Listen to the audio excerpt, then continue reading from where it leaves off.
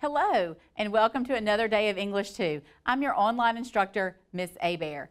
As you know, we have been looking at Notice and Note close reading strategies from Kylene Beers and Bob Probst. Today, we're going to do a quick review of those signposts, and you are going to show us what you know in when you read your own story. And so I'm going to give you a quick review of these signposts, and then I'll introduce you to the story.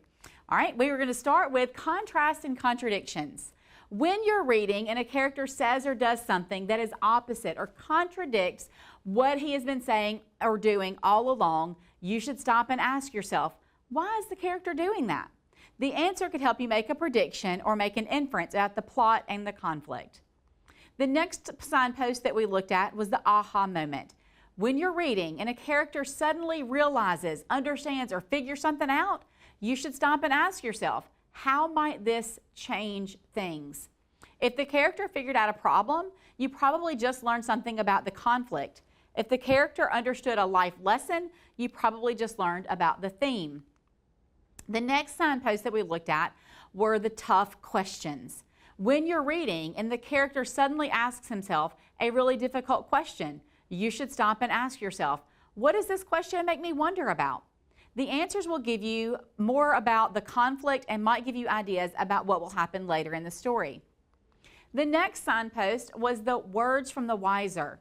When you're reading and the character who's probably older and wiser takes the main character aside and gives serious advice, you should stop and ask yourself, what's the life lesson and how might it affect the character?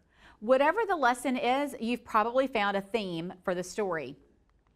The next signpost that we learned was again and again. When you're reading and you notice a word, phrase, object, or situation mentioned over and over again, you should stop and ask yourself, why does this keep showing up again and again?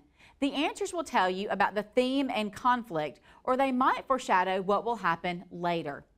The last signpost that we looked at was the memory moment. When you're reading and the author interrupts the action to tell you a memory, you should stop and ask yourself, why might this memory be important? The answers will tell you about the theme, conflict, or might foreshadow what will happen later in the story.